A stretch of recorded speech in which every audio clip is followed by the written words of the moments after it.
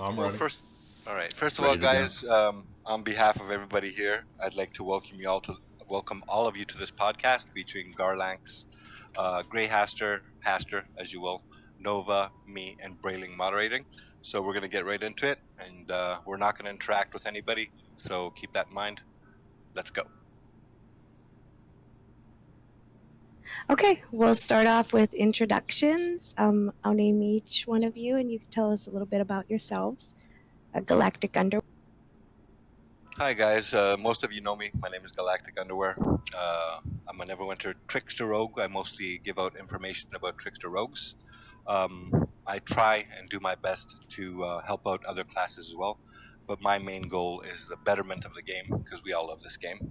So basically, that's my side of it. That's who I am. Garlanx. Yes, hello everyone. Garland here, bringing you another Neverwinter video. I've been playing the game now for a little over 5 years, a little on PC to begin with, and then I migrated over to Xbox when it was released. I put out usually Warlock material. I do main a Warlock, although I do put out several guides and tutorials on YouTube for Neverwinter in general. And that's pretty much it. Haster.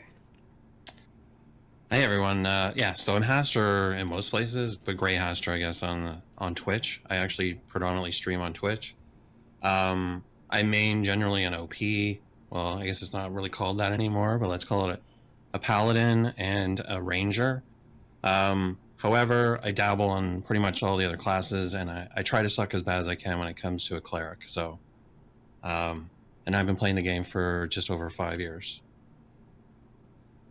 And Nova. What's going on, you guys? It's Nova. I play a control wizard. I've been playing on PC and console, kind of going back and forth. My channel usually consists of speculation, theories, and lots of control wizard related videos. But you guys might know me as the Prophet. Okay. It's true. Novadamus.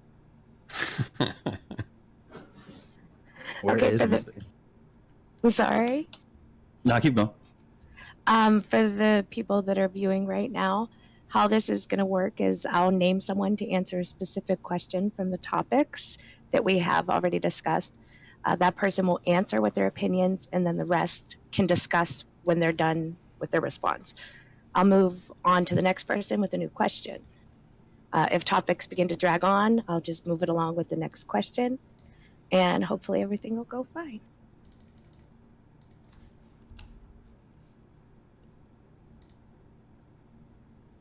Sounds like good to me. Sounds very good. Continue. Proceed. Okay, first question for Nova. How do you feel about the changes in general during playtest and on?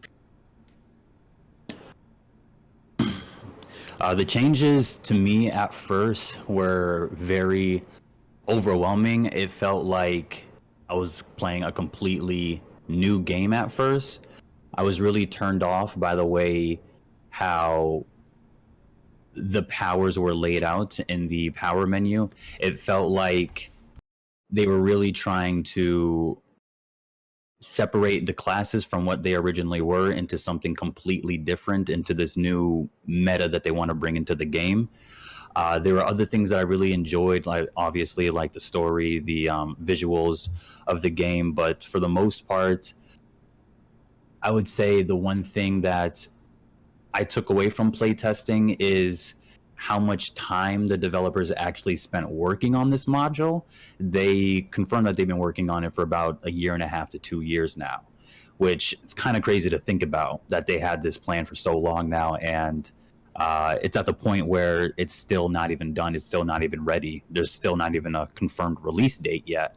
So it kind of just puts it in perspective for me to see how long they've worked on it and to see how far it's coming, where it's going to go into the future, because we really don't even know if it's even going to be released in this current state. Yeah, for the most part, I agree. I agree with everything that Nova said. On my end, I'd like to say I'm really looking forward to the new mod, and I was before it dropped, but I was a bit hesitant because of course we know the track record of Cryptic isn't exactly stellar, and we all know that. Bugs, things that don't get fixed. They fix one thing, something else breaks. My biggest worry as Galactic was the combat system, because the combat system is what I love about this game, what sets it apart from all the other MMOs I've ever played.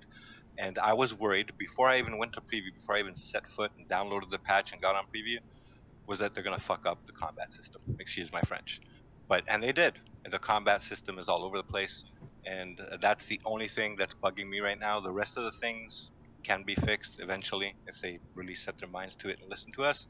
But at the moment, I am not happy with that portion of the new mod. I agree. Definitely Um, agree. I mean, what I would say, like, I mean, the thing that grabbed me is because obviously, like, I wasn't in playtest, but I actually have been on preview, and you know, obviously a lot of bugs and stuff are still present in the way the system's working and the way things are interacting. For the Paladin specifically, there's a lot of issues when it comes to, you know, the mechanics are all based around, you know, and I guess we'll get talking more like in some of the other questions, but the combat struggles and seems plotting, um, more so than it was before. But at the same time, I also recognize that, you know, to a certain degree, it reminds me of some of the older sort of D&D games that we used to play that were turn-based. So there's almost that, you know, that it has that plotting feel. Now, I mean, obviously we're still learning, and a lot of stuff is broken. So I can't actually give an honest opinion, you know, about the combat and where it's going to end up. But what I can say is that, you know, I really liked the campaign.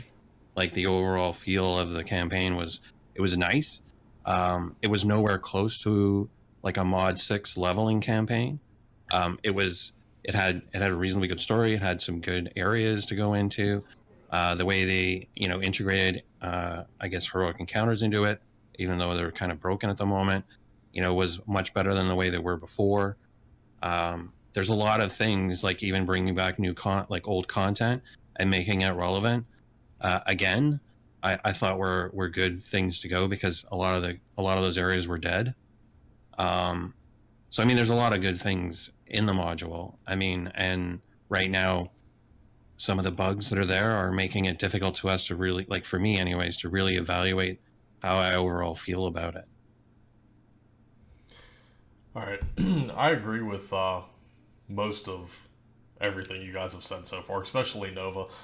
Him being the only playtester out of us in this current podcast, he got to experience this a lot sooner than all of us.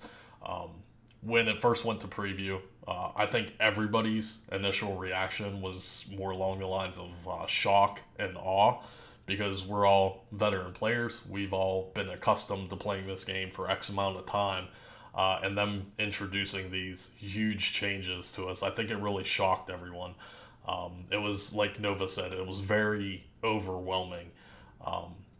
And you can either adapt to these changes or you can quit the game, right? That's our two options. You're either going to adjust and adapt to whatever they bring forth, or you're going to quit the game and move on to something else. My overall opinion on this is I feel that it's a very bad idea to introduce what they're introducing. However, ultimately, it's their game. They're going to do what they want. These changes are most likely going to come regardless of community feelings. So it comes back to that top two, right? You're either going to adjust to these changes or you're going to move on to something else. I don't want to elaborate too much, but like I said, the changings they were overwhelming, right? This is essentially a brand new game to us. Everything is going to change from here on out, from the way we do dungeons currently on live to what we're going to have to adjust to in the future from here on out, with not only the combat system, which seems to me very bland. They've basically limited us to what we can do, right? They've taken one gigantic system and dumbed it down so far that it's a very bland game in my eyes. Like Galactic has mentioned, he was very big on the combat system. That's what made Neverwinter so special to a degree, was the combat system. The same thing can be said about Terra, For instance, if you've ever played Terra, most people play Terra for that kind of combat system. It was kind of the same thing with Neverwinter. If you enjoyed the combat system in Neverwinter, that was a big selling point for the game. Now, not so much. You know, it's very basic. It's very bland in my eyes.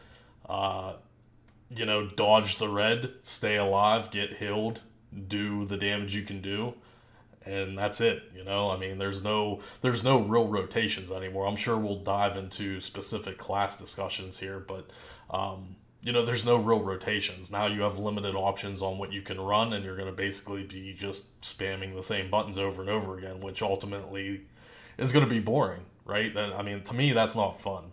So, all right. Okay. The next question is for Greyhastur. Okay. What are your opinions on the insignia, enchantment, and stat reworks, including the removal and introduction of new stat? Oh, so we're not going in order of the list. I'm going opposite. That's okay. That's all right. I'm just giving you a hard time. So the enchantment changes, the stat rework, and the removal of recovery and lifesteal movement. Okay. Wow, that's not like even a small topic, because that basically is largely where most of the changes came. So enchantments, I don't think are a big deal, and you know, one of the things that I mean, there's like, I'll just break it down each one as simply as, because enchantments, the one thing everyone should know is that they're going to offer you an exchange on them, right? So whatever you have now, it's not going to work. Yeah, I was going to say supposedly. That's not confirmed. Well, I mean, they are doing in test. So yeah, in preview right now, now, preview server is 100 times different than live. I don't know if those changes are going to actually make it into live. I would agree that those do need to make it to live, but yeah, let's just play along and say that's not confirmed yet. Well, I mean, I have seen a confirmation from the official dev team, on a note from one of the, and it was on, and it's in there, not in the forums, but somewhere else, where they specifically said that weapon and armor enchants, as well as all the other enchantments, will be, an exchange will be offered. You'll also be able to exchange, which we can't do in test, actually enchantments for rune stones other than bonding. So you won't be able to exchange a radiant for a bonding. You'd get a radiant for some other runestone. So those are all things that I've seen posted specifically by devs that have said that those are things that they are planning to do live. So from that perspective, I think that, I mean, they understand, when it comes to that, what our major concerns are going to be. I mean, am I concerned about going to rank 15? No, I don't really care. In fact, it actually looks fairly painless other than the regular RNG problem. Stat rework, I mean, that's probably the biggest thing that we don't really understand how the stats work. A lot of bugs that are going on right now. It makes it really hard for us to determine, yes, we know what this is going to be the base stat for this particular area. But I mean, everyone is going to want to min-max at some point. They're going to want to have more of this. If you're a tank, does more defense matter? Does it not matter? I mean, if you're a DPS, does more crit matter, or does more combat advantage matter? I mean, Gianni and that are coming up with formulas for different stuff. We know what the bases are, but that doesn't necessarily mean we know how to make an end game character at the moment. The removal of recovery and lifesteal and movement. So one of the things that, it was very obvious early on in playing in test to me was I was fucking moving slow. So the movement thing, everyone, and that's why I said even in my first piece was, it seems like we're plugging, we're slogging along. It doesn't seem very fluid. And part of that is, our movement speed, right? And then from a powers perspective, obviously that's the removal of recovery. And we're not really sure, I mean, in some classes, it's, obviously it's based on whatever the gift of the gods to you, and however you want it, divinity, etc. Other classes, it's different things. I'm not really sure how that, from my experience at this point, like I said, I've been focusing mostly on the paladin, and because the number one thing in my class specifically is to generate aggro. And so then what happens then is they hit my hit point shield, which then generates more divinity faster, which then means I have more offensive powers or healing powers or whatever. The fact that that's not working, it really makes it hard for me to actually make a solid judgment until the aggro mechanic is fixed.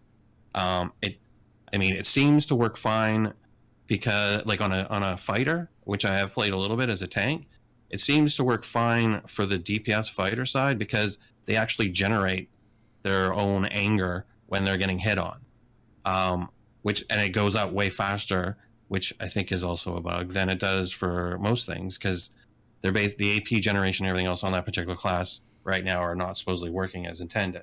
Well, yeah, not to interrupt you, but I mean, that's the major thing, is the problem is that there is so much broken mechanics right now, not only with the class, but the current game itself, that there's so many broken things. Like, we're so early in this testing phase, but then at the same time, like Nova mentioned, they've been working on this shit for 2 years.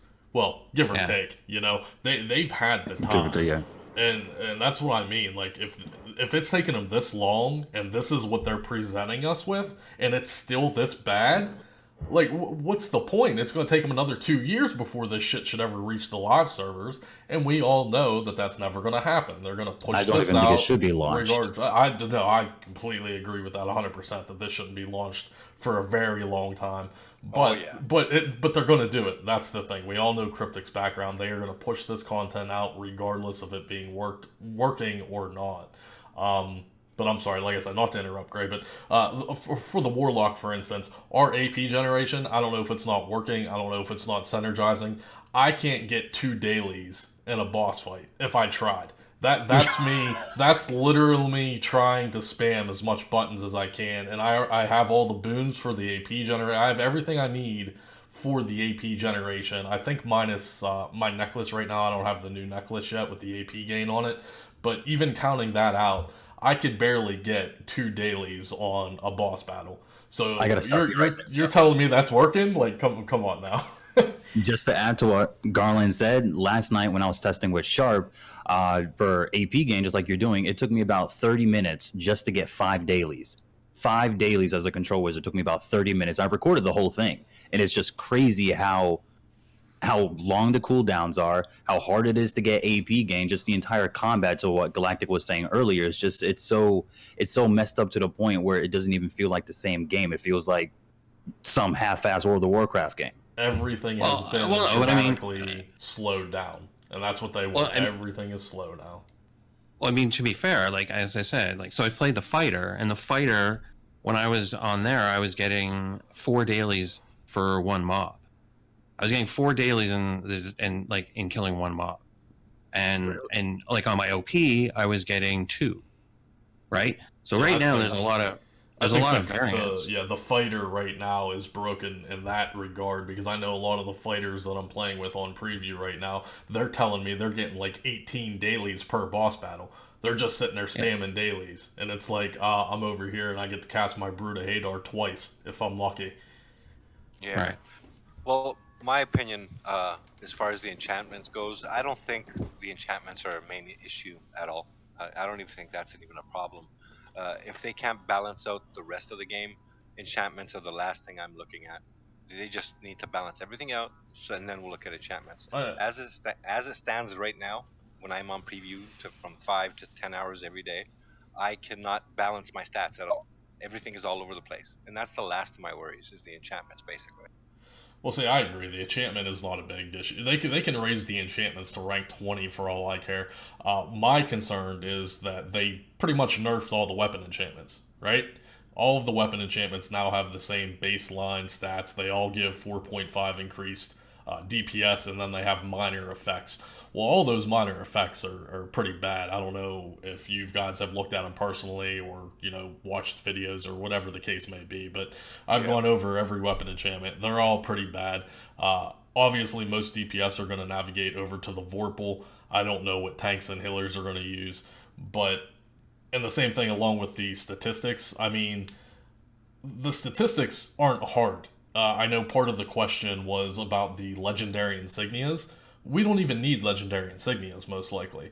My stats right now on preview are maxed out with the thresholds that you need, and I don't have any legendary insignias. And from my understanding, legendary insignias double your stats. So say you get 500 crit on an epic insignia, if you upgrade that to legendary, it turns into 1,000. I simply don't even need those stats. I'm already at the thresholds. I'm at 24,000 armor pen, 24,000 accuracy, and 45,000 critical strike. And that's with all legendary insignias, like I said. Well, those stats are base stats, like the 25,760 or whatever it is for the most of the stats. Those are your base stats. You're basically matching what that level 80 monster actually has. They have all those. That's where I was talking about min-maxing. Like, so then if you're going to be like a crit build or a combat build or like a combat advantage build, then you're going to stretch those stats beyond those numbers, right? Yeah, but from my understanding, that's not how the system's working. So let's say a mob or a boss has 45,000 critical resist. That means you need 45,001 to overcome his critical resist. Stacking critical strike to say 50,000 is not going to increase your damage. You only need to go over 1. You just need to overcome his resist. So if a mob has 45,000 critical resist, you need literally 1 point more than that to overcome his critical resist. It's not going to increase your damage. So stacking your critical strike to 50,000, that has no effect. That's not how I've understood how it works. So my understanding is that once you match... That's how it is. That's how it does work, though. I mean, that's how the act logs are showing and everything already. So you can stack 60,000 critical strike, and it's not going to matter. It doesn't increase your overall damage output. Because now you're wasting your stats. No, crit chance doesn't increase damage output, but it does increase the amount of times that you're actually going to crit. Up until the hard cap, which is 50%. Up until 50%. That's right. Exactly, which would be theoretically 50,000.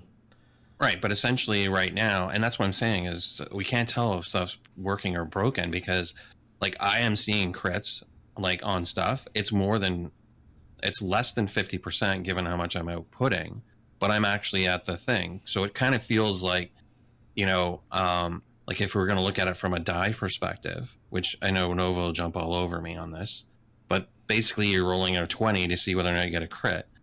So 50% means that, if you have 50% crit, then 10 or greater means that you had a chance, like that you crit. Is that not right, Nova? What do you mean? Like, are you asking like once you hit that 50% crit chance, if going over that's gonna increase your damage or increase your crit? No, that's what I'm talking. What I'm talking about. So if 25,000 is the base and I have 50,000 crit chance, right? So now when I'm rolling a 20 die, that basically means that where before I had to hit, like if I'm at 25, I have to roll a 20, and that's a crit. Any other number below 20, I'm not critting. Exactly. Now all of a sudden, if I increase it to 50%, that means if I hit anything like 15 to better, then I'm critting. Type example. Right? So if I have 15, 16, 17, 18, or 19, or 20, I crit. Yeah, you would still be critting when you're rolling that. Right. But that's what I'm saying. Like, but if you only match them, then you only have a 1 in 20 chance of actually hitting a crit. Oh, I see what you're saying, yeah. But I mean, you bring a valid point, Gray. I understand your point, but I don't think that's actually how the code is written, is what I'm trying to tell you. Like, at least that's what the initial testing is showing on the parsing logs and everything. Is like, that's, like I said, you need 1 point to overcome anything, and that's why I don't agree with the statistical system that they're going with. The what do you want to call it? Galactic? What do you call it? The duel where you have like you say crit and then crit resist. What's the word I'm looking for? Anyone? They're opposite. Stats, yeah, opposing stats. Rules. That's a stupid system to be in this game. Is the opposing stat rules? I don't like it at all because they're easily manipulated to like I just explained. Like as long as you know the baseline resistance of a mob, all you have to do to overcome that is go a point over or higher than what it is. And that is not as bad in PvE, but once they start eventually trying to do PvP, then you come into a shit show. Because now you're going to have people stacking 200,000 armor pen because you got another player that's stacking, you know, how much avoidance, you know, it doesn't work. The PvP is going to be a mess. the opposing role systems does not work, and it's going to be interesting to see how they do this throughout time from now on, because you can't just, I mean, all you can do is keep increasing the resistance of mobs, right? And then players have to maintain that by increasing their you know, whereas before, if you had 100% armor pen, you would have been fine, right? Well, let me just say something. Just because the question was about enchantments and insignias, to be honest, it's a fair question and it needed to be asked, and I'm glad you guys all answered. But personally, I don't give a shit about the enchantments. That's just me. I might be wrong, but I No, could I care agree. less about the enchantments. Like, I don't care. You know what I want? I don't want to go into a dungeon, because I did like a solo dungeon the other day, and some of my viewers were watching. I think it was like 80 people watching, and I went to do a solo. Granted, solo, you're not supposed to be able to breeze through it the way you used to. The way they're making the system now, that's their goal, right? They're dumbing shit down or making it harder, getting you scaled down so you can't breeze through it. But let me tell you something. Since when does a rotation involved 30-second cooldowns? Isn't a rotation supposed to be fluid? Yeah, Isn't like don't get me started on the cooldowns you know what I in mean? this game. That's Like, that's my issue, Garlanx. That's my issue. Like everything else, I don't care what they do with everything else. I want them to not ruin the portion of the game that made me love this game. I didn't join this game for the storyline. I don't give a shit about D&D because I don't even play D&D. Whoa, easy. That's me. That's no, me. I completely agree. I'm the same as Galactic. I have never played Dungeons and Dragons. I don't know what it tabletop. is. I don't know. I've never played tabletop. I have no interest in D&D. That's all Nova, right? Nova loves the lore, and that's fine. Yeah. You know, more power to Paul. Paul loves the lore. Who gives a shit? Oh But- shit! no When did you know my offense. government name, man? You can't be saying that out here on the internet. Yeah, Yeah, OG no Polly over offense. here, boys. Let's go. Yeah, no offense to people who play D&D. Like personally, I've never played it. I don't know the storyline. I don't know the backstories. I don't know anything. What I'm trying to say is, like, I try to do a dungeon, even in parties. Forget the solo I tried to do. I did a dungeon with Sharp Edge. I did it with Lightbringer. I did it with so many people. That new dungeon, which is broken as fuck, so you can't even tell what's going on. But the encounters and the dailies, like my encounters take as long as my dailies. That makes no sense. What's your longest cooldown on your encounter? I think 24, 25, 27. I haven't checked them all exactly. You have like I got- 35 or something? Yeah, I got 31. Well, see, and Alright. another thing that Gray had mentioned again about the crit is that we're still very early, and I know all the classes need balance, but I mean, I was in Nova's stream the other day, and I even brought it up to him when he was doing content, and on a wizard, he's critting all the time, and that's because he's like being able to stack his smolder up to like 10 times or something, I guess, but regardless, retarded. the wizard is critting non-stop. So why can't we have 100% crit? Why are they saying, well, you know what, we're taking this away from you, but the wizard can still do it? Like me, I'm critting often, but not adequately enough in my eyes. And the same thing with lifesteal, because this whole question was revolved about the statistics, right? Recovery, lifesteal. Well, why remove lifesteal out of the game at this point? The game is on its 5th year, coming up on its 6th year. 6-year life cycle, and they want to make all these dramatic changes. Why take lifesteal out? Because I can log in right now and prove to you that I can still lifesteal very adequately. It's not called lifesteal anymore, right? The lifesteal doesn't exist anymore. But bullshit, it's still in the game, right? I can self-heal as a warlock, you know, okay. Not the best, not what it used to be. By all means, not what it used to be. But it's still there, you know? So I don't understand. I don't understand why they want to make these changes. And Well, it is still there. It is still I mean, there. I could tell you why, but Even in the want to hear boost. it well, no, go ahead. Even- Tell me why. Tell me Sure. why. because they want to add.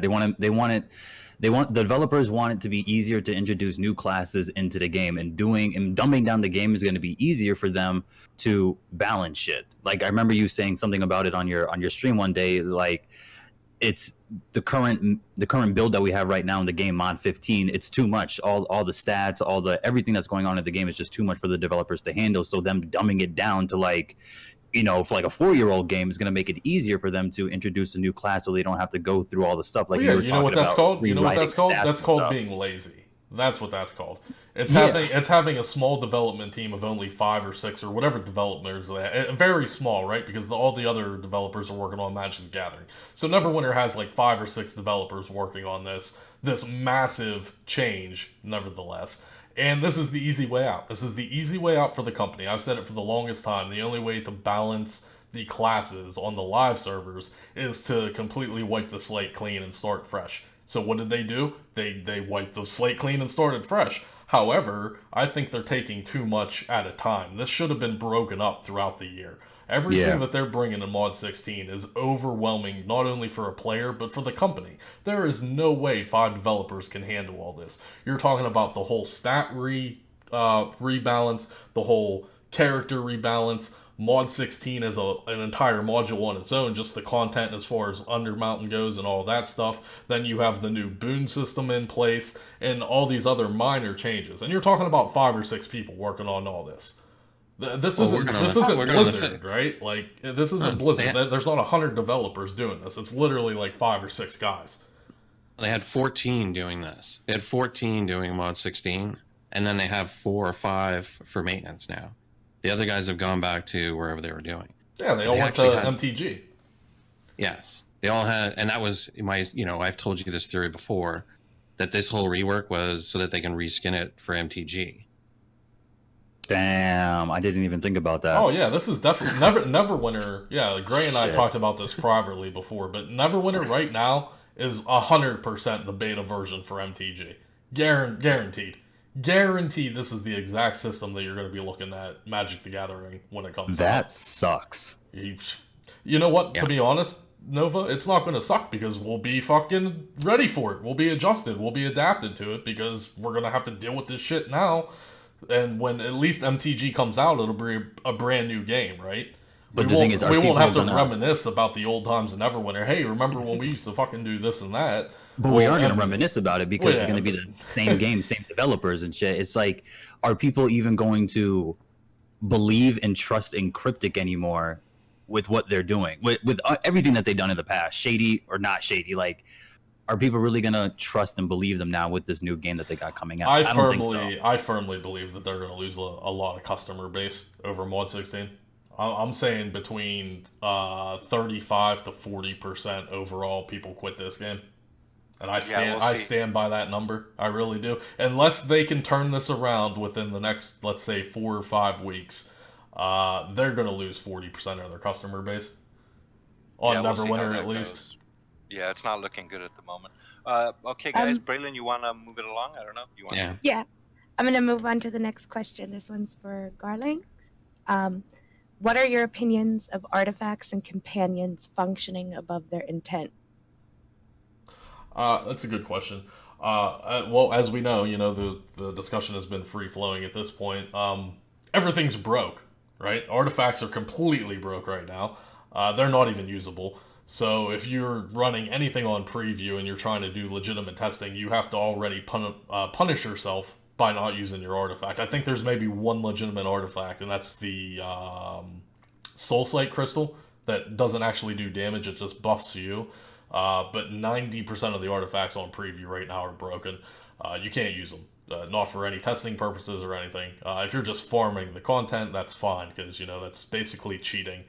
They're doing millions upon millions of damage. Obviously, that's something that needs fixed, so add that to their list of things that actually needs fixed and reworked, right? The same thing... I'm sorry, go ahead.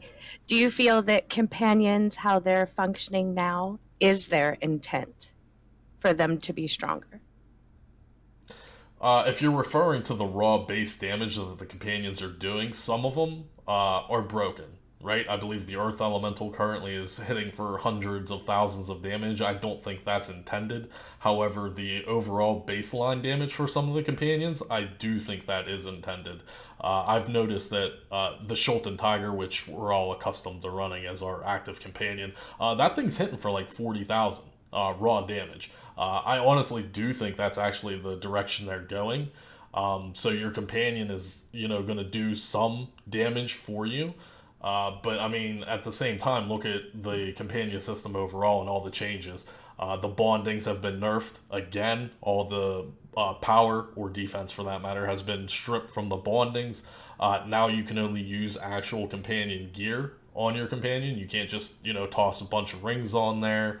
And the same thing for enchantments. Now you cannot use enchantments on your companion either. You have to use runestones, which, again, runestones were also nerfed.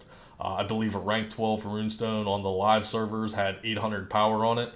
A rank 15 on preview right now only has 660 power. So, yes, everything has been degraded to a degree, but I did notice that they did increase the overall baseline output damage on companions. Now, whether or not, like I said, that is intended, I don't know. I can't confirm or deny that. Some are definitely broken, like I said, like the Earth Elemental's doing a shit ton of damage. I don't think that's intended. But the Shulton Tiger, it's hitting for like 40,000 baseline damage, which is a significant increase from what we have on live right now. Is that intended? I don't really know. I can see them kind of giving us that added bonus damage since we do have long encounter powers now, with the cooldowns are atrocious. So to maintain some kind of DPS cycle, maybe our companions will help us out a lot more than what they have done in the past. Yeah, there is some companions, sorry to interrupt, that give you an insane amount of combat advantage. Yeah, well, I mean, yeah, some of the companions are obviously literally broke, like some of the effects, because there is a new system into play as well, where you get to pick and choose certain abilities. For a DPS, you get 3 offensive slots, 1 defensive slot, and 1 utility slot now. I think tanks are the opposite. They have 3 defensive slots, 1 offensive slot, 1 utility, and then 1 enhancement power. So it's kind of like a pick and choose. Now, I don't want to say it's like cash grabby or anything like that, but you have to put a lot more AD and money into the companion system now than what we have currently, because now you have the bolster system too, right?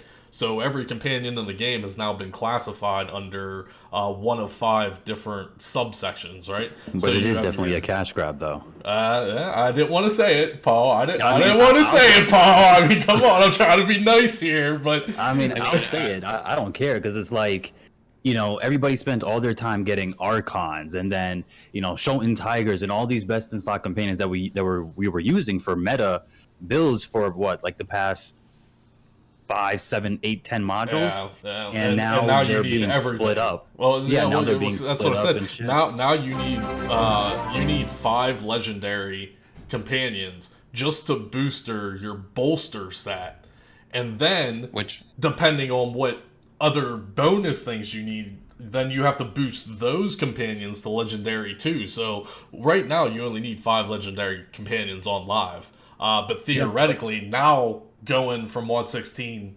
on, now you might need 10. Now you might need 10 legendary companions. Well, it's not even that, because you also have to keep them in the right category.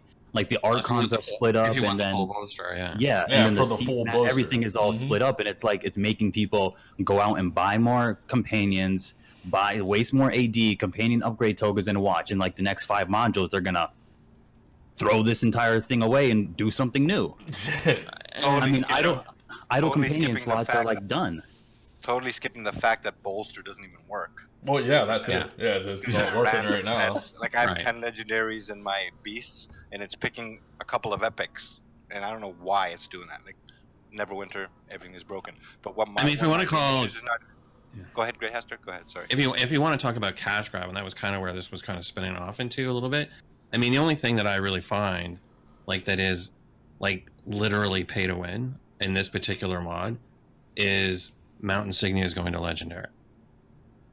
Because of the fact that purples don't drop. You have to get them out of a lockbox. Oh, that's true. Yeah, the only way you can get a purple insignia is out of a lockbox. You want to see something else that's funny? Have you thought of this? Look at your companions. Some of them give you like 8,000 combat advantage, 10,000 defense, or whatever. Look at your legendary companions, your legendary mounts. Do they get anywhere close to those amount of stats? No. There's blue or green companions that have more stats than the legendary mount. Yeah, I noticed that shit. Would you notice? I was like, what? Would you guys notice the man at arms? Yeah, I'm actually using that right now. But we know that that's all broke. That's all theoretically stuff that is going to get fixed. Like, I mean, theoretically. Theoretically. But you know what? Since we're talking about the cash grab, let's just bring up the whole sheer fact that what about this flash shell right now? 40% off everything off of yeah. the Zen market. You want to talk about that? Do you want me to talk about that? Because I'll tell I you why think it's happening right now. Because It's for the ignorant people that don't Julia's want a to liar. believe it. Yeah, Julia's a liar. Okay, she said on Tuesday's stream that I quote her in saying, "Oh yeah, we're mainly getting a whole lot of positive feedback about Mod 16." Bullshit, Julia. I don't like throwing out random numbers, but I guarantee about anywhere from 55 to 60% of the overall community is highly upset with Mod 16.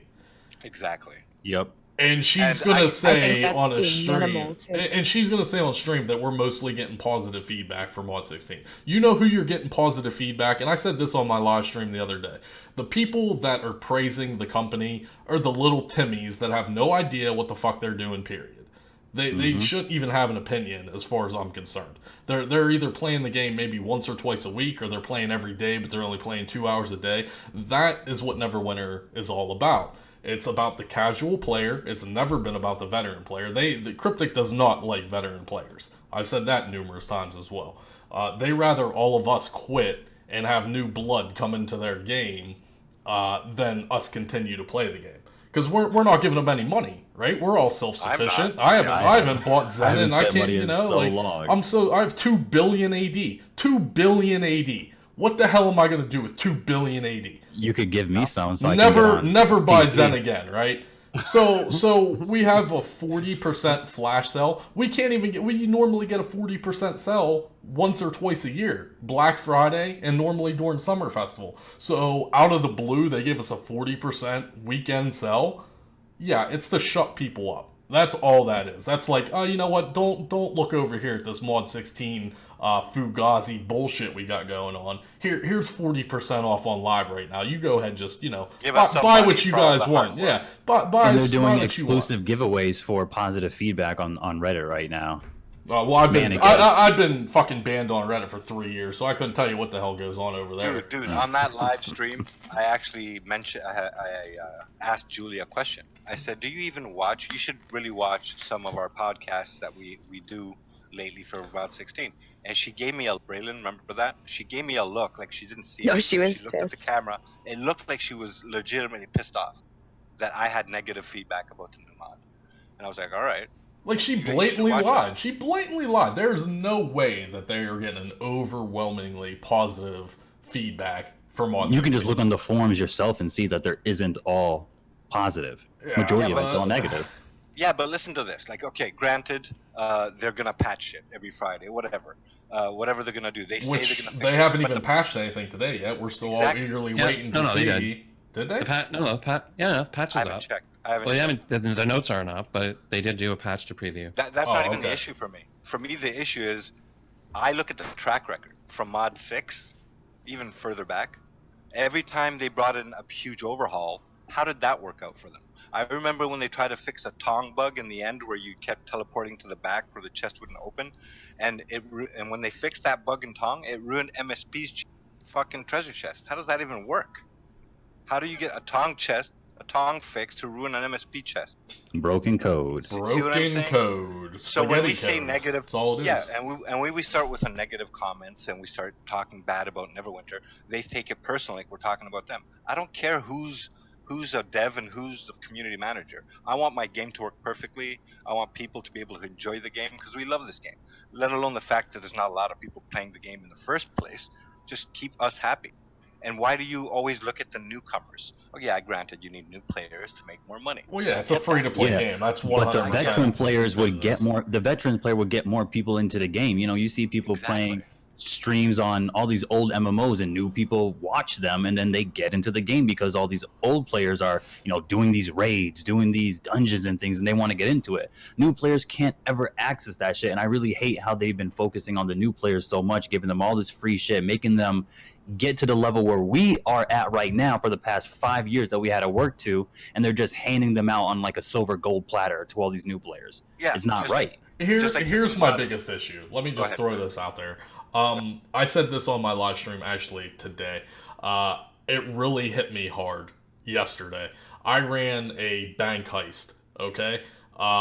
It was a random queue, because on console, we're still finishing up our Mod 15. We don't have all the boons yet. I think we have 2 weeks left, so I still, I'm working on the boons for Mod 15.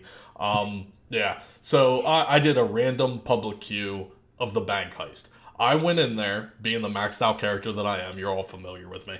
And then I had a bunch of fucking potatoes, okay? Little Timmies that have no idea what they're doing. By the end of the bank heist, it took 15 minutes. 15 minutes. And I had like 91 million damage. And the second person was a great weapon fighter, and he had like 17 million. So I basically soloed bank heist, right? I carried these Timmies for the W. It took 15 minutes, and it really hit me hard, and I was actually very frustrated but sad at the same time, because when Mod 16 comes out, you can't do this anymore. Simply put, this 15-minute run with these potatoes would have taken 45 minutes in this new system, if not even longer, because I won't be able to carry them, right? Everybody will be on the same playing field. Yes, I'll have the knowledge. I'll have the knowledge, and I'll know what I'm doing compared to them, but that doesn't matter. There's no skill set. It's all the same. It's all the same cookie cutter bullshit now in Mod 16. So, here's the biggest kicker. It's for the same rewards, right? This 15-minute dungeon that I just did is still going to give me the same rewards in Mod 16, but now in Mod 16 it's going to take me 40, 45 minutes? How is that fun? How does Cryptic think that's fun? As a 6-year-old veteran player of this game, I've put the time, dedication, and money into the game where if I want to be OP and I want to go in there and wreck something, that should be me. That's what these new players should strive to be like. They should strive to be like Galactic. They should strive to be like me. They should strive to be like Nova. They should strive to be like Grey. Oh, hey, look at that wizard over there. Man, I really wish I could get to that point in the game one day where I'm that OP. In Mod 16, that all ends. It's over. Yeah, because it's over. It's going to be a copy of a copy of a copy because you only have 5 feats, so it's dumbed down. You only have 2 Paragon paths, which are all fucking messed up. I play this game, the fun that I get out of this game, and I know Gray doesn't agree with this necessarily, but I play this game to be the best. I was raised in a very competitive household. I played sports all my life. I'm a very competitive person. I play games to be the best at whatever I can be. I play to be the best warlock. Simple as that. I play to be the best warlock. And in Mod 16, that doesn't matter anymore. And that really hit me hard yesterday when I was sitting there doing, 400,000 hits, 500,000 hits. And these are just, encounters, right? These aren't dailies. I'm hitting that hard with my encounters because A, I know what I'm doing. B, I have the gear to back it up.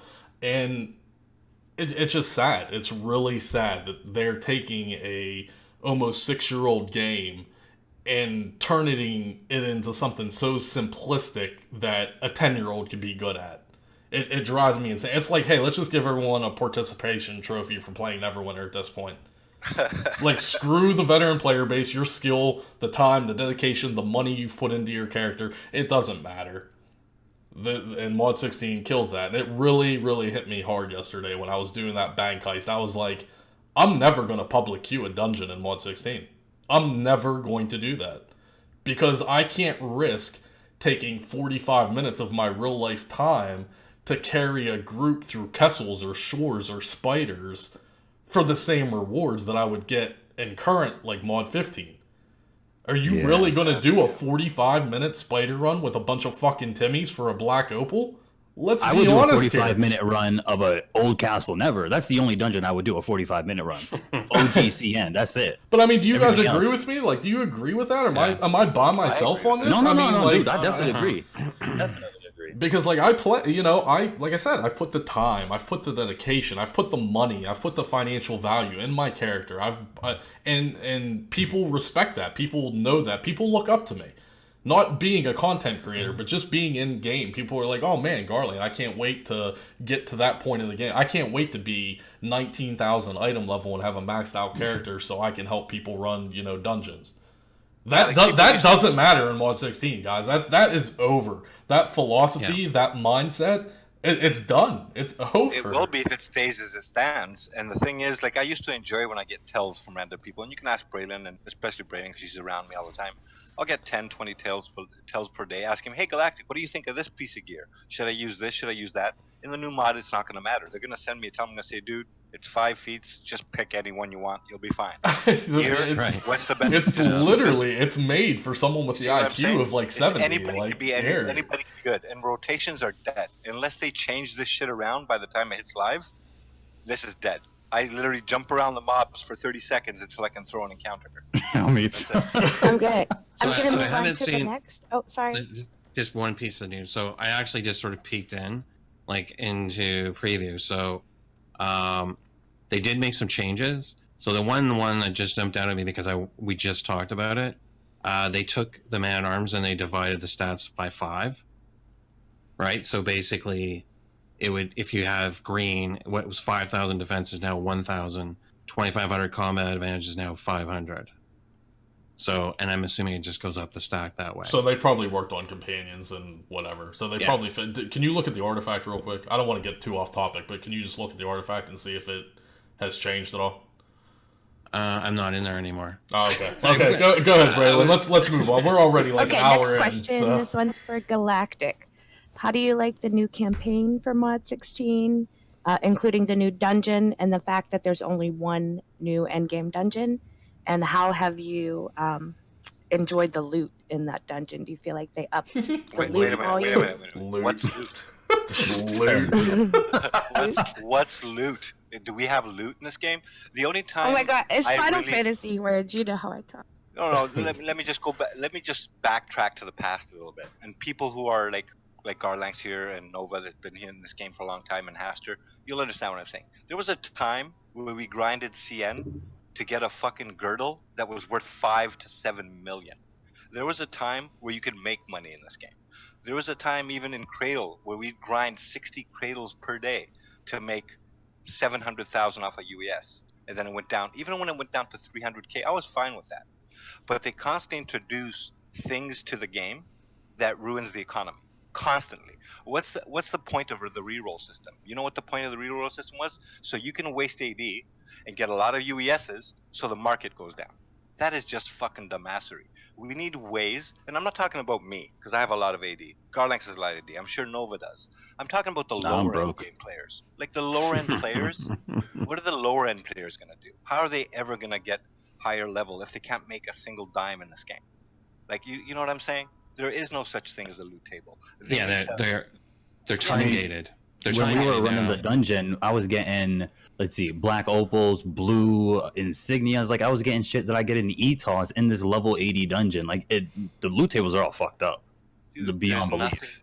there's nothing in the loot. Like when I run a dungeon with Braylon or Tremalix or whoever with Mia, whoever I run with, I don't run the dungeon because I'm expecting loot. I run it for the fuck of it. You There is run no it because such it's thing your as loot. friends, right? You're And- playing the game at this point Yeah. to play with your friends, to have fun Exactly. and shoot the shit. Because you already know the rewards are garbage. The rewards have been garbage in this game for the past at least 2 or 3 years, right? The only time the loot was good was when they made the key change for the first month until they ninja nerfed everything. Oh, I We remember. used to get like ambush drakes worth 6 million. We used to get Erinyas worth 2 million. Like, and then what happened? A month, it's all gone. Your percentage is less than a lockbox to get something good. What do you see mostly when you open a loot box? When you open a fucking chest, you see green companions that are worth 100 AD, and I'm being generous, maybe 50 AD. So I so, delete you know what I'm saying? 90% of the stuff I get, usually. Exactly. So that's the loot Yeah. table. Okay. So I don't get too spin off too much on the fucking loot, whatever. I'm gonna get into the campaign. I like new campaigns. That's just me. I like new campaigns as long as they're done well. I like grinding. Other people don't. Sorry, I had an interruption. Sorry about that, guys. I like the loot. I like the new campaign. I like the way it's a huge map. It's like never ending. I don't know if you guys have been to all the areas. It's like all of Neverwinter's maps put into that campaign. That's how big it is. I enjoy that. I love the graphics. I like that it's not time gated. There's no time gating Oh in that yeah. campaign. You know, you don't have to wait 4 weeks to get whatever. But you know what I don't like? I don't like the fact that I get one dungeon per year. Basically, I want them to drop a mod like this with 5 areas, so-called 5 areas underneath, whatever it's called, under mountain, with 5 dungeons. Why can't they do that? I was being optimistic. I thought that we were actually going to get more than 1 dungeon, but here they That's what I are, thought and too. I'm seeing one. I mean, they have this whole expedition system, which is a joke, by the way. You know, it's nothing. It's nothing spectacular. It's a good system that they can improve on, the expedition system, but it's nothing spectacular. I was under the impression the big talk that they had here is that we were going to get maybe at least 3 dungeons in Mod 16, and here we are, and we get 1 dungeon again. Just Minimum. one. And what's funny is because I know Nova and I were joking off this podcast about it, about if you guys didn't see his video, and you know, he does a lot of theory crafting and speculation on his channel. And during the live stream, he asked about Hallister and how are you going to have Undermountain without Hallister, right? And Julia and Taramac both just started giggling like little bitches. And said, you know, oh, we can't say anything about this, we can't answer this, we can't answer this. And then Nova put out that video that night about Hallister and there being a new raid. And I 100% completely agree with that. Mod 17 is going to be a continuation of Undermountain. It's probably going to introduce either a new 10-man raid or even a 25-man raid, and it's going to be based around a Hallister. And that's looking to the future, obviously. Let's see if we can even survive Mod 16 at this point. But if we do get to Mod 17, I think it's funny that they basically gave that away, right, Paul? Like, I mean, Yeah. Julia was like, "Oh, we can't talk about that," and they started giggling and all this shit. It's like, are you serious? Like, okay, well, we know what's coming in Mod 17 pretty much now. And I just want to like touch on the question that Raylene just asked about the campaign and stuff. Because you guys know I'm all about the lore and the campaign and just connecting D&D to Neverwinter. My biggest issue is that there's so many things that they could have done to enhance the gameplay and the combat during the Undermountain. Because if you guys been throughout the different leveling zones, Hallister shows up. He randomly just pops out throughout the different leveling zones. He could like we have Spoiler, what, by the 25 way. people Spoiler? into spoiler right there. We have 25 people in each zone or 30 people in each zone sometimes. We could have a zone specific raid, a zone specific, you know, battle for everybody in there instead of actually making it something like team out. There's so many things that they could have do to enhance the quality of the combat and give players more content. There could have been a dungeon for each single level of the Undermountain, like there is in D&D. But they don't do it. They rather just not do a damn thing. I don't know why. They don't have Well, the resources. That's like, why. No, it's not even about the resources because we have. Well, no, but to be Foundry. fair, We can introduce Foundry content into it. and there's nothing stopping them from doing it. To be honest with you, I mean, like they're not going to have 14 like guys come in and start working on this shit for a year for them anymore, right? No, I mean, they don't pretty need much people. set on that. No, but and this is what I'm saying is they've already got the landscape now. They designed these new areas, the tunnels, and all this sort of stuff. They've got these areas. They could add that stuff in, right? Yeah. And I mean, they don't have to. They've got these campaign zones where they're reusing other campaign zones too now. So it's quite possible that, you know, we could have like a, you know, 2 or 3 dungeons come out in a mod because they've only got 4 guys working on it now, right? I mean, even if they don't want to do it, I would do it. I've been telling this for years. I would do that shit for free just to get this game more fucking content. I was literally in Unity, I think it was like last year, and I was showing Thomas the shit that I was creating in Unity in Unreal for a dungeon. I'm like, dude, get rid of this old system that you have and just let me come and create shit for you. I will make this game so much greater for content. And they're like, oh, we can't do it. All we have is Foundry. We can only use Foundry. And then what? Like last week, they said they're shutting down Foundry. Bye to the Foundry. It's like, yo, what are you doing? I don't understand it. People are willing to make content for this game and put it into the game, but they just won't allow it. It's like they don't want their game to progress. Or maybe Wizards of the Coast don't want them Well, to okay, well, progress. here, not to get off topic again, but that's another Yeah, we're thing getting that drives a little me. off topic. Well, No. this drives me insane. Is that, from my understanding, this whole Fugazi of Mod 16, this is all coming from Thomas. I don't think he's even being pressured by Wizards of the Coast for these changes for Neverwinter. You have to remember that Hasbro and Wizards of the Coast, huge companies, Cryptic Studios, very, very tiny. As long as they keep making their quarterly profit margins, at those meetings, Hasbro's going to poke Wizards, and then Wizards going to post Cryptic and be like, hey, what are you guys doing down there at the bottom? Oh, you're still turning profit? Okay, good job. You have to keep in mind that Hasbro and Wizards of the Coast doesn't typically care about how Neverwinter is run. They just care about the content overall. Say, hey, yeah, this is what we're doing in D&D. This is probably what you should do in your next module. But all of these Mod 16 changes are solely internal changes. This is Thomas Foss saying, this is the direction that I want the game to go in. I don't think he's being pressured by the people in the ivory tower. This is all on Foss. This is his internal changes in Cryptic Studios saying, this is how we want the game to progress. This has nothing to do with the overall storyline or any of that. Wizards and he actually Hasbro, confirmed that too. Yeah, he admitted that already. That's why I know this is factual information. Wizards and Hasbro simply they just care about profit margins. As long as Neverwinter is still turning a profit margin, then that's all that matters to the people in the ivory tower.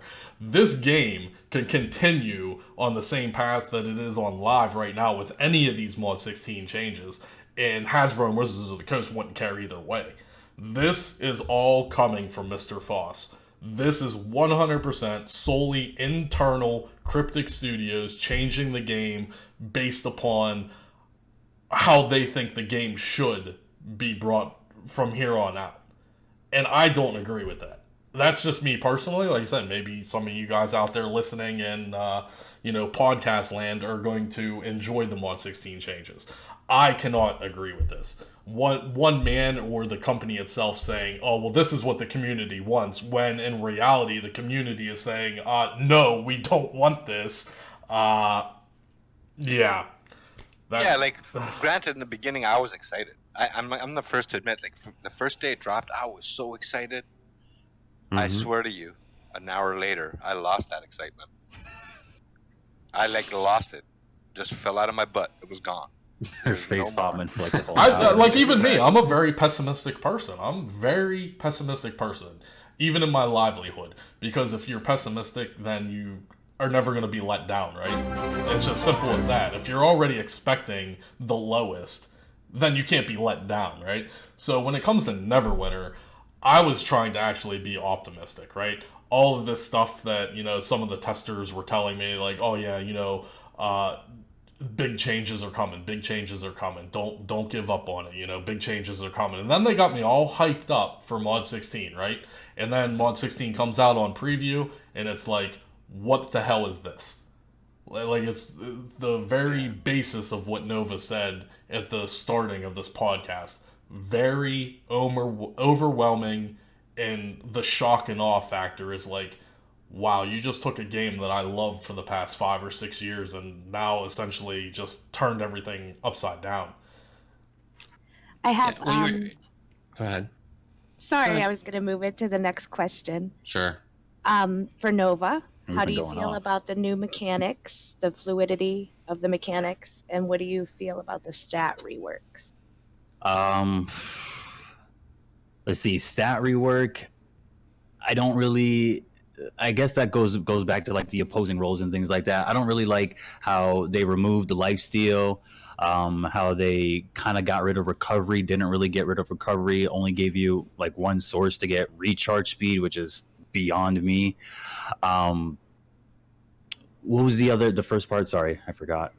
The new mechanics and the fluidity of them. Oh, okay. So when it comes to like being fluid in the game, with the combat and the mechanics, to me, it doesn't. There's no.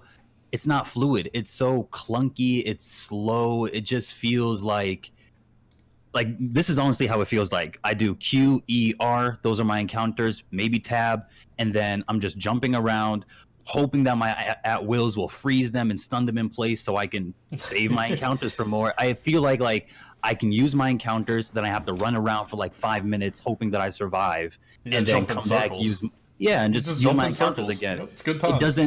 It doesn't feel like there's no rotations, there's no fluid in the content. Everything is it's too slow. It's too slow. Neverwinter had one of the best combat systems out of all the MMORPGs currently on console and I believe on PC. If you guys go back to some, top 5s or top 3 MMORPGs of all time, Neverwinter is always ranked up there. And the two reasons why it's always ranked up there is because of player individuality, player choice, aka, and combat. And they took both of those away with this module.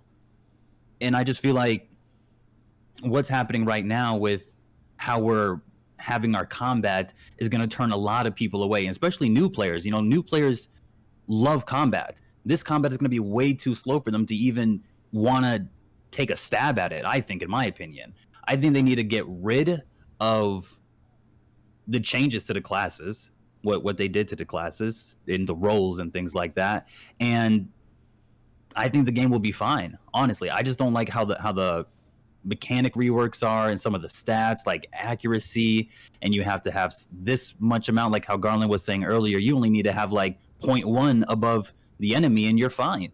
Like, I don't know, man. Yeah. Like I was saying earlier, like I said it in previous videos I've uploaded, and in previous streams I've been doing like almost every day for the past week since this mod dropped. The individuality of each class has been destroyed, right? Yeah. Like I liked going on my GF, even though I don't play a GF. Sometimes I'd go on my GF and I felt like a fucking GF. Now I go on the GF. If I go on the GF, I won't feel like I'm a GF. I go on my TR. I don't feel like a TR anymore. You just feel like a normal ass DPS. Yeah, like there's no unique customization. Period. Yeah. There's no. Yeah. They took 60 feats and reworked it into 10, and you can Dumbed only down. pick 5, and you can only pick 5 out of the 10. Like, there's no customization. You guys talk about that, but that's not even the worst part. See, I mean, everyone is focusing on the feats, but the reality is the way it's broken down the feats is that after you've chosen 3 feats, you've already pre-selected for your loadout 1 at will, and for most classes 3 encounters. For an OP, it's 1 at will, 2 encounters, or 3 encounters and a daily, right? So basically, the first 3 feats actually limit whatever is going to be on your loadout, like how you're going to play, and which basically. Oh yeah, I kind of noticed that too with the wizard. Like our first couple of feats are dedicated to like certain, like for me, for Smolder, it's only dedicated to Smolder, where the other ones are, just whatever. The opposite, like the ice or arcane or something, right? Yeah. And basically, once you've selected that feat, you've already pre-selected either like an encounter that's going to proc with that feat, or like an at will that's going to use that feat. I mean, so that's where you're finding that the issue is, like as far as feeling like you're not really there's no customization, because the only thing you're choosing the feats, and the feats are now narrowing whatever your selections are for encounters and at wills. And well, that's what I think we all agree on, though, is that everyone is going to be the same. All the warlocks are pretty much going to be the same. All the wizards are going to be the same. Everyone's going to run the same exact thing. It's all the same. There's no customization. Because listen. This is my perspective on this when they were going to launch the new mod. If it was up to me, if I was Foss and I knew how to do coding and make a new game, I wouldn't remove all the feat trees. I'd balance the current ones so they can actually work the way they're meant to, and I'd add 2 more. Because you know why? Because I like the diversity. I want to be different than the next TR.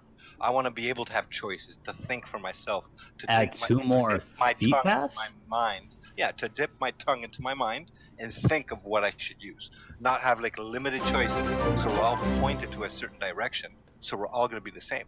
Why not just have another Paragon? Whatever, something more complicated. This has been dumbed down. I think the reason you're only choosing 5 feats, and we're all used to choosing. I'm trying to remember. Is it 60? like 60? It's 60. Yeah. That's 60, but you chose less than 60 feats. Yeah. Well, yeah, no, I mean it's 60 total. I mean there was a lot, but there was a lot like nobody chose because they were shit. Yeah, but there was a lot that were shit.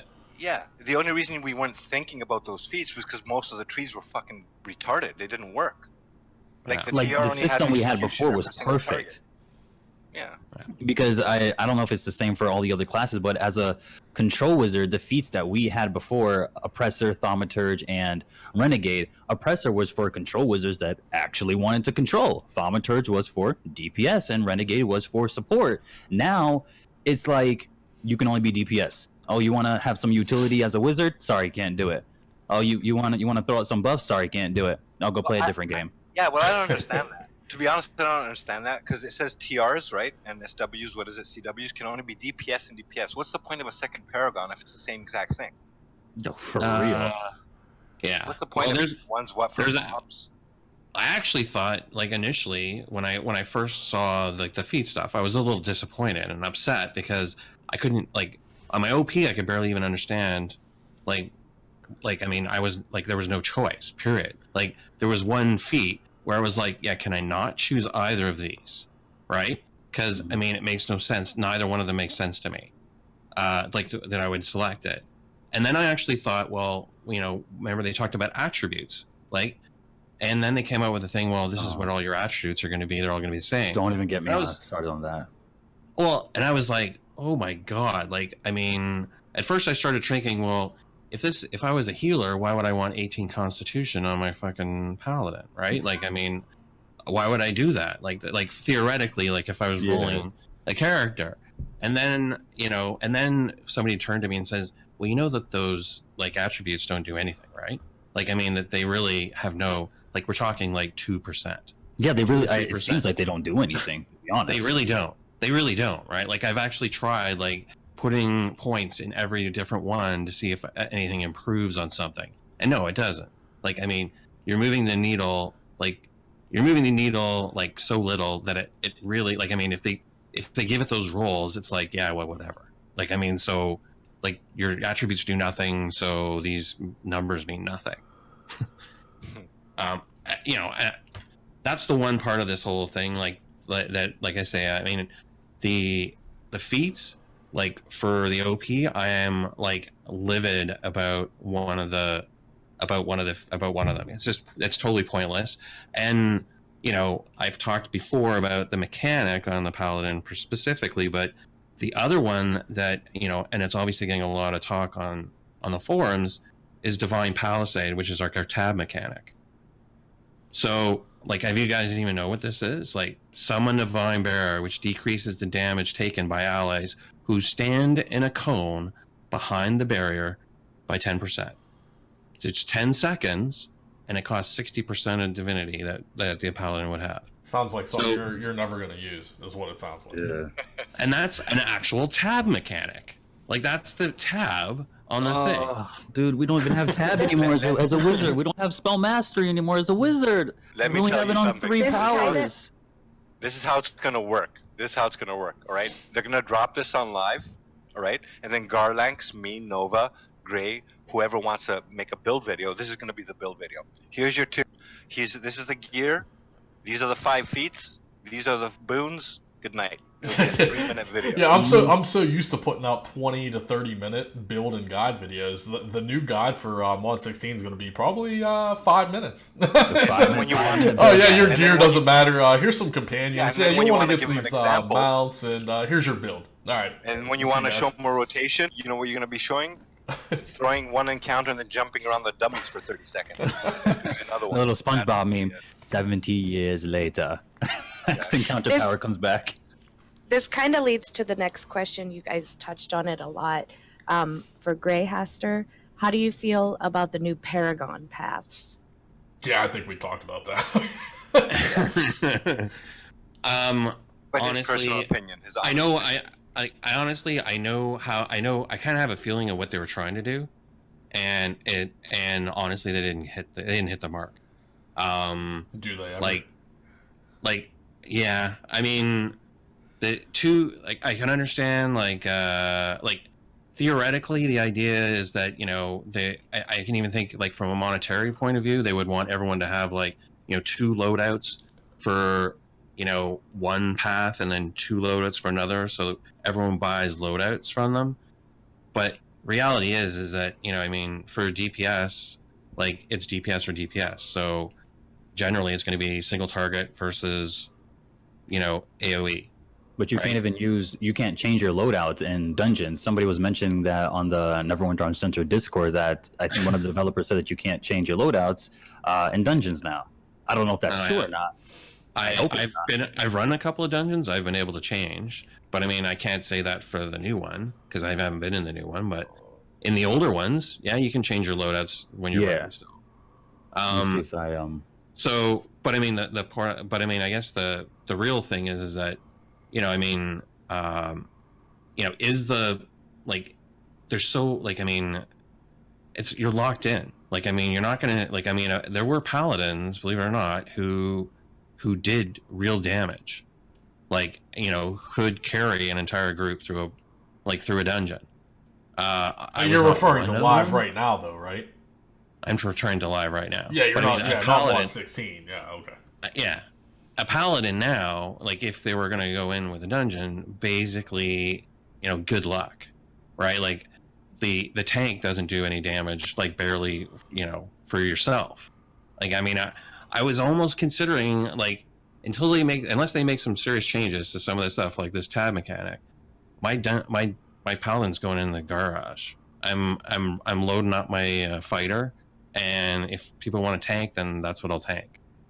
Because I mean, there's on the Justicar path, there's really nothing at this moment that excites me at all about the play style. I mean, literally, it's like we were talking about play style a little bit earlier. It's basically I was just thinking, I was mapping it out. So I slot one power so I can go in, hit who the hardest guy is, and then I back off, put up my shield, back off, right? Then whack him with an at-will, 2 quick like encounters, and then put up my shield and back off.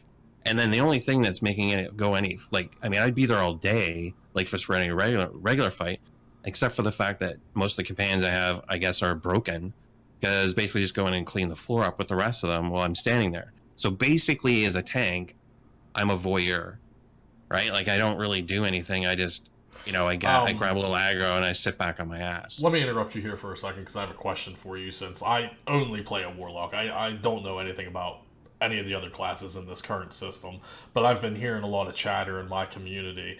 What is the aggro situation for tanks? Is a paladin able to maintain aggro, or the fighter able to maintain aggro? Because I heard that there's a lot of discrepancies right now with, like, even when I did a couple dungeons on preview on the warlock, I was taking aggro from the tank. But is that me doing too much damage? Well, I know I wasn't doing too much damage. Or was it the tank just not being able to maintain aggro on X amount of mobs? Like AoE situations for a single target. Like if you're only fighting a boss, I'm sure he can maintain aggro. But like in an AoE situation, is there not any abilities on the fighter and paladin currently that allow multiple aggro or anything? I'm just curious because, like I said, I don't play a tank, so. So like the aggro mechanic on like a paladin, for example, is actually when he puts his shield down, right? He's supposed to generate threat. It's specifically on the fighter that when he actually goes down, like, and he puts up his shield, that he's generating 30% more threat, right? For the paladin, it just says reduce damage dealt by 30%, increases threat generation, so it's not measurable. There are certain encounter powers that will grab threat immediately, but only like it's only for one or two enemies. There is also a threat reduction like class feature that reduces the group's threat so the other party members, their threat is decreased by 20%. But right now the issue is that the OP can grab it, but then the next actual thing that hits grabs the aggro back, right? So putting the shield down does not maintain the aggro. So it sounds like there's a lot of balancing issues that still need worked out with the tanks in the game as well. Not only just DPS and healing, but just the tanking mechanics. Because me personally, like one of the spider runs that I did on stream on preview, I actually got out DPS by a pure tank. I'm sure a lot of you heard about that already. Yeah. But yeah, the fighter, the GF fighter, or whatever you want to call it, was playing a purebred tank, not DPS or anything, and he actually out DPS'd me. I would like to see them do is add more aggro abilities as the encounters and not so much as damage. Like give them an actual taunt ability or something, or an AoE taunt ability, you know? They do have enhanced mark essentially, like on the fighter, on the tank side. The enhanced mark, it doesn't mark like it did before. and it usually only grabs, like when I was noticing it and I was playing it usually only grabs 1 or 2. Like, so if there's a group of 5, you might get 20%, right?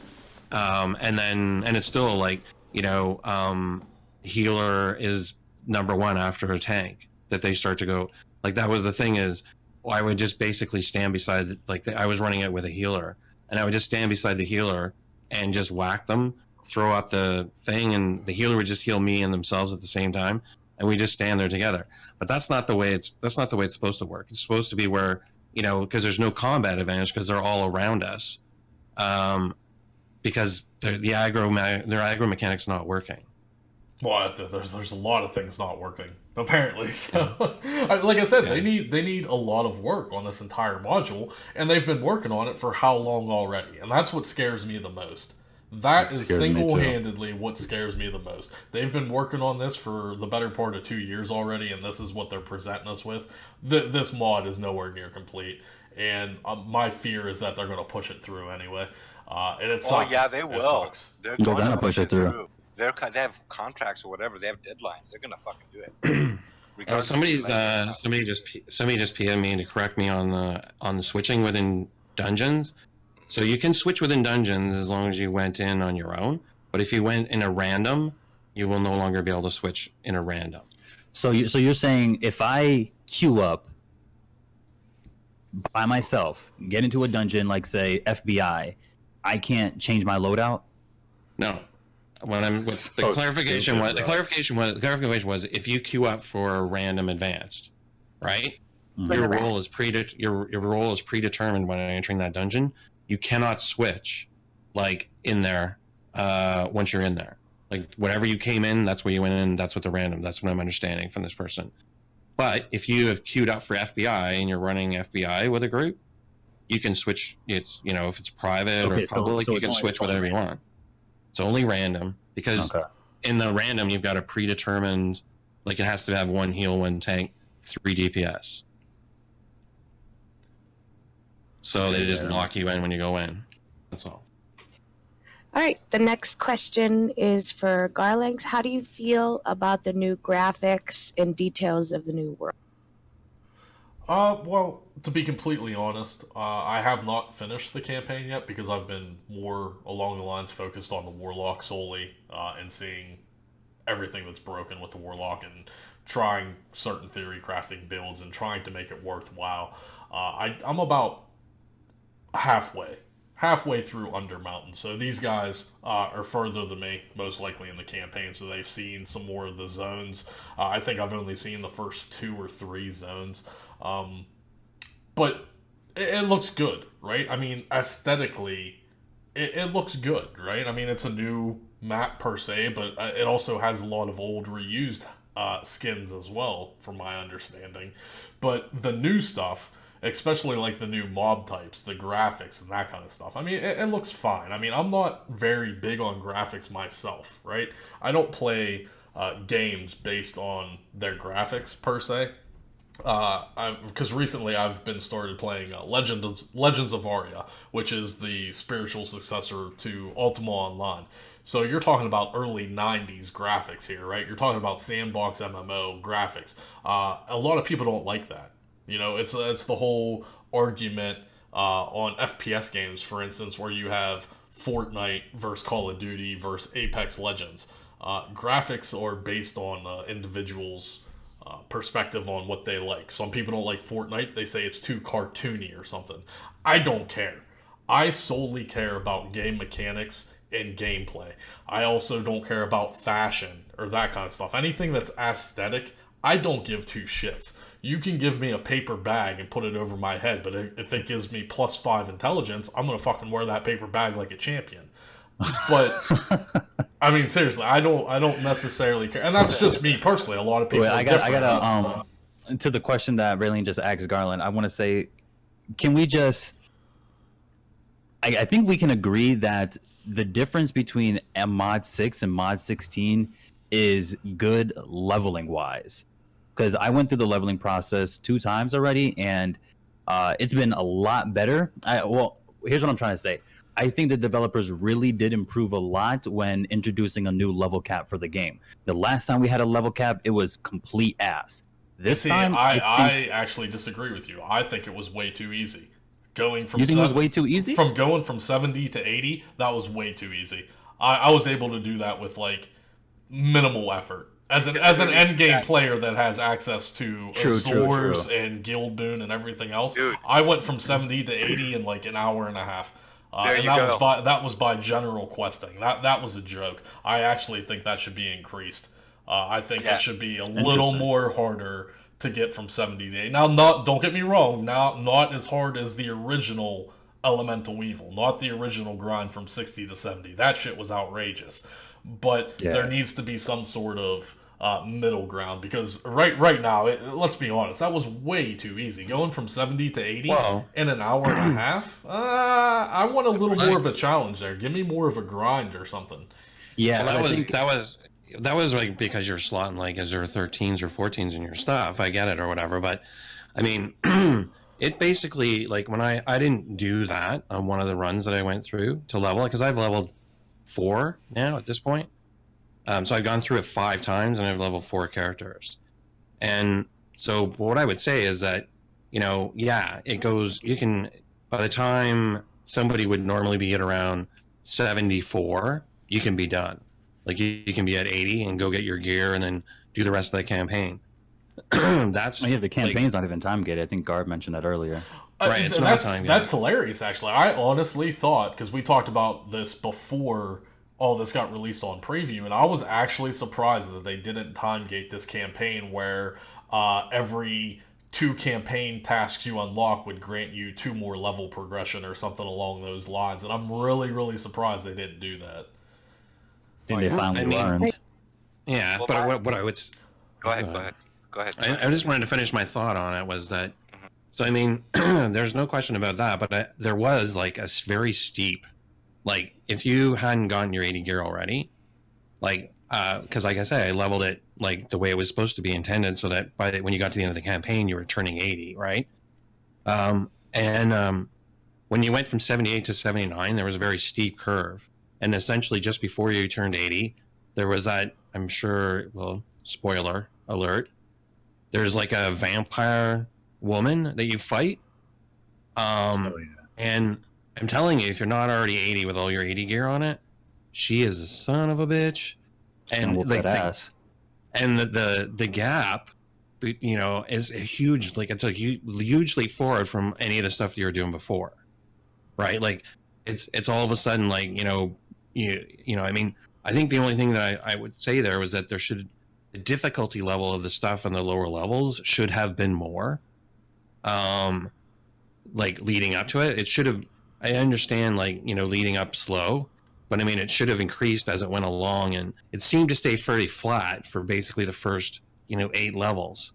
And then there was a huge jump up in as far as the enemies and how they reacted in 78, 79, and then 80. So I don't know if that was intentional, because they wanted people to gain confidence and feel safer that it wasn't, the world wasn't ending, because it was pretty smooth for, a long while. But I mean, as far as me, I mean, you can play it, you can just take your time with it, and it's still only going to take you about 4.5 to 5 hours. Yeah.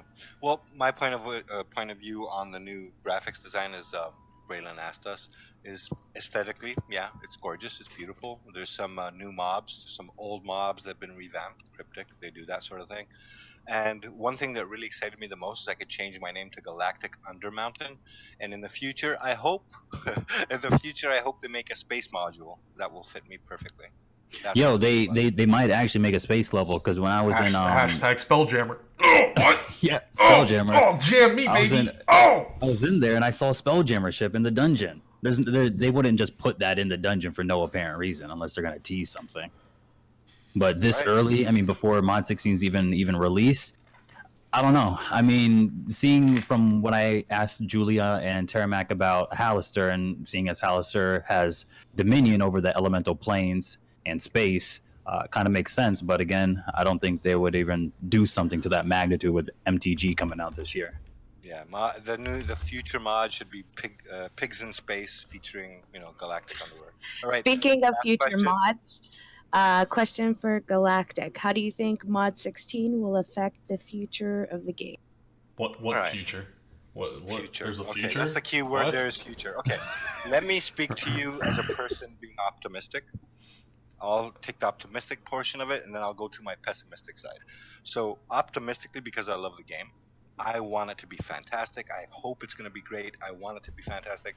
But because of the way it's going, I am very, very doubtful this game will last very long in the path it's heading. If they don't make major changes to this Mod 16 preview, if the cooldowns are going to take 30 seconds, that they don't reduce that to at least 15, I think the future is very grim. And Okay, very well, not to bleak. interrupt you, but a lot of people in my chat right now actually said that the cooldowns got decreased across the board in tonight's Did update. they? That's what a lot of people, when we were talking about that earlier, everyone was And that's spamming, one good thing so far. Everyone was spamming my chat about saying something about all of the encounter cooldowns got reduced across the board. So I haven't logged into the game yet, but I mean I can't verify that, but that's what everyone's saying. So I have no reason to doubt your viewers or anybody else speaking in any chat. I believe them. I haven't been on preview today. My main concern for the future is I don't want them to ruin the identity this game had. The combat system needs to stay as is. Of course, they need to introduce new ways to fight, stronger content. My opinion is if they want this to move forward, they'd have to bring all the old dungeons back, and the new ones they introduced have to be on a module basis. At least 2 per module would be my best bet. I don't think they'd ever do that, though, to be honest, because it's just too much work for them, I'm guessing. But it's not too much work to make a dungeon. It's not. But I they hate do when it. people say that, dude. I hate when the developers say that too.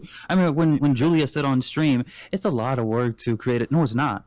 It's not a lot of work to create a dungeon. I can create a dungeon in Unreal Engine in like less than 2 hours. It's not hard. Exactly. But they're not doing it. That's my point. See what I'm saying? They're not fucking doing it. And they brought up this idea a long time ago. If you guys remember a past community stream where they said they were thinking about making the dungeons tiered or something. Did anything happen? No, nothing. Like I just don't believe what they say. Sorry to say. So the future for me, as it stands now, is very bad. That's my opinion. I agree. The future for me, and I've said it numerous times, is that if Cryptic does not fix Mod 16 in time for the launch, specifically dealing with the Warlock, I will officially retire from the game. I will be done. I will give up my Twitch channel. I will give up my YouTube channel, and I will throw in the towel. Cryptic will have finally defeated me. If they don't attune and adjust Mod 16 to a playable state, specifically speaking for the Warlock, because I refuse to change classes, I will be done. I will no longer deal with this. The company can go fist itself. I'm not going to deal with this shit anymore. And it's sad because I don't want to, right? Like, the passion that I have for the game, I don't want to quit the game, but the company will finally force my hand. I will no longer have fun in Mod 16 versus the fun that I have now. Well, at least what little I have fun now on live, right? Like I said, I like being that OP player. Like, I like having the option to go in solo dungeons if I so choose. I have the option to go help out a bunch of 10k players and carry them through content to help gear them up and set them on the right path. All of that stops in Mod 16. So the amount of fun that I'm going to have in Mod 16 solely depends on what they're going to do with the Warlock in particular and how they're going to continue down the path for future content. I don't want to give up everything that I've built so far, but if I have to, I mean, so be it. I'm not going to make myself miserable, or I'm not going to be stressed, right? Because this affects our real lives, right? Like, I'm married. I got shit going on. Like, I can't be worried about well, what the fuck is Cryptic doing to ruin my game? Well, now I got to go make a video on this topic, discussing this with my community. I don't need that added stress level. I don't need that. I got shit that we all have to worry about our real life situations too. Like, I don't have time for this. It's a video game. I just want to have fun, man. Like, and if I'm not gonna have that fun factor anymore, Exactly. it's time to hang it up, and it sucks Yeah. because especially all of us in here, most of us, we have a very large community at this point. We bring Cryptic a lot of viewers, a lot of eyes on their game. And let's just say all of us go away. Let's say all of us go away. Let's say we all quit the game, not just the 4 of us that are in here now, but let's just say a majority of the content creators quit the game. What now? Now you have no free advertising anymore. Your Twitch thing becomes irrelevant. There's always going to be those Twitch channels out there that have 0 to 2 or 3 viewers, right? I mean, okay, sure. What are you going to do? But I don't know. I don't know what else to say other than that. Like, I don't want to retire from this game. I don't want to quit this game. But if they force my hand, ultimately, I'm going to choose my personal feelings over forcing myself to do something that I don't want to do. Yeah. Okay. Braylon? Okay, the final Wait, general does- conclusion. Does Greyland have an opinion on that? He didn't get to talk. He didn't say anything, so we assumed. I didn't say anything because basically you guys were covering. I mean, I don't know about the leaving thing yet, but I mean, you have to I wouldn't stop streaming. I just might move on to a different game. But, Oh well, no. Don't get me wrong. Yeah. I'm not gonna Yeah. stop streaming. But when I say give up my Twitch, it's because my Twitch is solely based around Neverwinter. I get 200 viewers playing Neverwinter. I switch to Call of Duty, I get 15 viewers, dude. So No, I get it. I mean, that's I what get I it. mean by giving up my content. It's like no one goes to my YouTube channel to watch Legends of Aria. No one goes to my YouTube Right. to watch Call of Duty. No one comes to my Twitch to watch me play something that I'm not. Yeah, because the you base know? of the people who follow you are Neverwinter. Exactly. Yeah. So that's what I meant by giving it up. Like, no, I will still, of course, stream in my free time. It's just like I'm giving up actual financial value by doing Yes. by doing that decision, right? So Yeah. Okay, go ahead, Braylon. Okay, final question for everyone. What are your likes and dislikes about the classes you play, and what would you change? Jesus Christ, Braylon, we don't have another 3 hours. Like, do you really want to talk about this topic This is right a now? noble 'Cause suggestion. This is noble my suggestion. Well, I would say. I mean, this is another 3-hour no, no, Keep it conversation. short. Keep it short. Yeah, Keep it no, short. no, this is, in my opinion, this is what I'm going to say.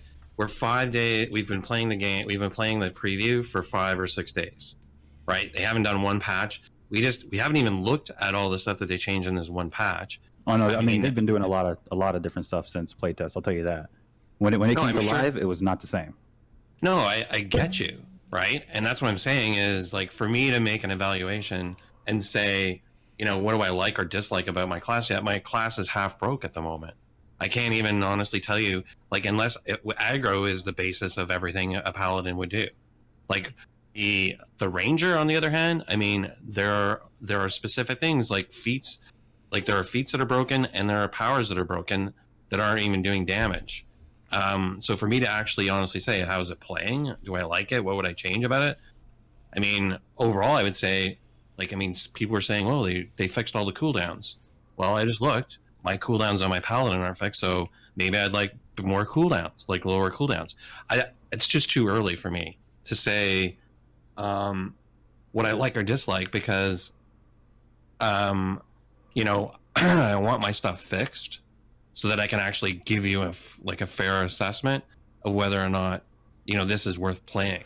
I As a think class. this will be a better question for the next podcast, maybe a couple weeks down the road Yeah. after some more patches have come into play. Yeah. Because I mean, I'm going to say basically the same thing that Gray has said. Like, I'm giving the Warlock a lot of shit right now, but in reality, we're only 5 days into the overall preview Exactly. testing. So basically, I think So- what we're trying to say here is like, at the moment, as it stands now, are you happy? Yes or no?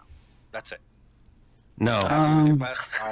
I mean, no, obviously. I mean, everything is broken right now. Exactly. And before we go, we're gonna shut down the podcast in a few minutes. Just because Braylon was kind enough to be our host, Braylon, would you like to tell us your opinion about the new mod in a few words? It sucks balls. Atta girl. That's what we like to There you hear. go. There we go. That's the best part. So add her to the 45 to 50% people that tell Julia to suck it, I guess. More than 50. Yeah, I think. positive reviews on Mod 16. Give me a break. Well, I mean, I think you guys actually brought me in because you thought I would have a positive, like I'd be doing the other side, right?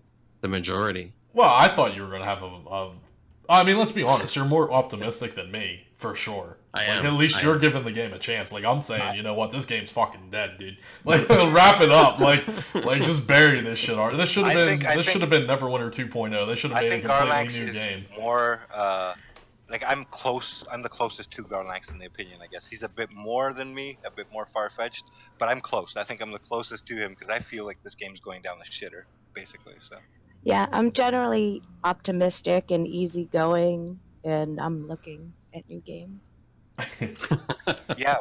I guess I'm just too hopeful for the game, trying to find the, Well, the you know what, best out though? of the Well, bad. I hope for You know sure. what? But I mean, Nova. to be fair, Nova, see, like, to be fair to you, I mean, you've been in, like, as far as my understanding is, you were in there for, like, 6 to 8 weeks playing, like, the Since, like, preview?